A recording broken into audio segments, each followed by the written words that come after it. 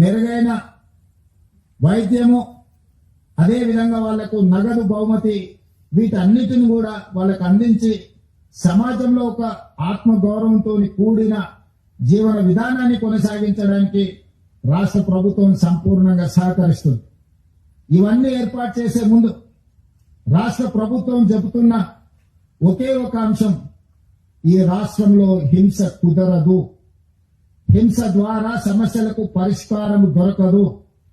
హింసకు పాల్పడిన ఆయుధాలను తమ చెంత పెట్టుకున్న చట్టపరంగా ప్రభుత్వం వ్యవహరిస్తుందని అమిత్ షా గారు చెప్పడం జరిగింది. ఈ రోజు రాష్ట్ర ప్రభుత్వంలో ఉన్న సంస్థలే కాదు, కేంద్ర ప్రభుత్వానికి సంబంధించిన సంస్థలు కూడా ఈ యాంటీ నక్సల్స్ ఆపరేషన్స్ లో పాల్గొంటున్నారు. వీళ్ళకి సంబంధించిన సమాచారాన్ని కూడా ఎన్ఐఏ లాంటి సంస్థలు సంక్షిప్తంగా ఎక్కడికక్కడ సమాచారాన్ని సేకరిస్తున్నారు. ఆ సంస్థలు కూడా కఠినంగా వ్యవహరిస్తాయి. కాబట్టి ఈ రోజు అజ్ఞాతవాసంలో ఉన్న నక్సలైట్లకు నా సూచన, విజ్ఞప్తి, నా పిలుపు ఒక్కటే, మనమందరం ప్రజాస్వామ్యంలో ప్రజాస్వామ్యబద్ధంగా ప్రజా సమస్యల్ని పరిష్కరించుకుందాం. తెలంగాణ రాష్ట్ర ప్రభుత్వం ఎల్లవేళలా మీతో చర్చించడానికి సిద్ధంగా ఉంది. అందుకే ఆయుధాలతో సహా మీరు ఈ రాష్ట్ర ప్రభుత్వం యొక్క పిలుపు మేరకు మీరు సరెండర్ అవుతే అన్ని రకాలుగా తెలంగాణ రాష్ట్ర ప్రభుత్వం మీ బాగోగులను చూసుకుంటుంది.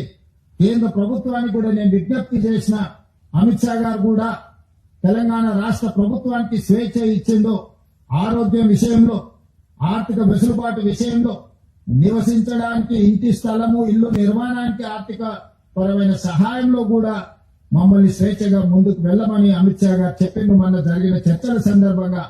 అందుకే కేంద్ర ప్రభుత్వం సూచన మేరకు తెలంగాణ రాష్ట్ర ప్రభుత్వం విజ్ఞప్తి చేస్తుంది, ముప్పాలపు లక్ష్మణరావు గారు అలియాస్ గణపతి గారితో సహా, ఎందుకంటే కొండపల్లి సీతారామయ్య గారి తర్వాత నక్సలిజంలో అంత గుర్తింపు, ప్రజల యొక్క గుర్తింపు ఉన్న వ్యక్తి గణపతి గారు. 75 సంవత్సరాల పైగా వారి వయసు ఉండొచ్చు, వారి ఆరోగ్య పరిస్థితి కూడా బాగలేదని మా అధికారులు నాకు చెప్పడం జరిగింది. వారి ఆరోగ్యానికి, వారి ప్రాణానికి వారు సరెండర్ అవుతే తెలంగాణ ప్రభుత్వం పూర్తిగా రక్షణ కల్పిస్తుంది. వారితో సహా సెంట్రల్ కమిటీ గాని, స్టేట్ కమిటీ గాని వివిధ హోదాలలో అజ్ఞాతవాసంలో ఉన్న నక్సలైట్లను జనజీవన స్రవంతిలోకి రాండి అని చెప్పి తెలంగాణ రాష్ట్ర ప్రభుత్వం పిలుపు ఇస్తుంది. ఈ పిలుపు ద్వారా ఒక మంచి పరిణామం తెలంగాణ రాష్ట్రంలో జరగాలి. ఈ రోజు సాధించుకున్న తెలంగాణను పునర్నిర్మించుకుందాం. మీరందరూ కూడా జనజీవన స్రవంతిలోకి రాండి, తెలంగాణ పునర్నిర్మాణంలో భాగస్వాములను కాండి.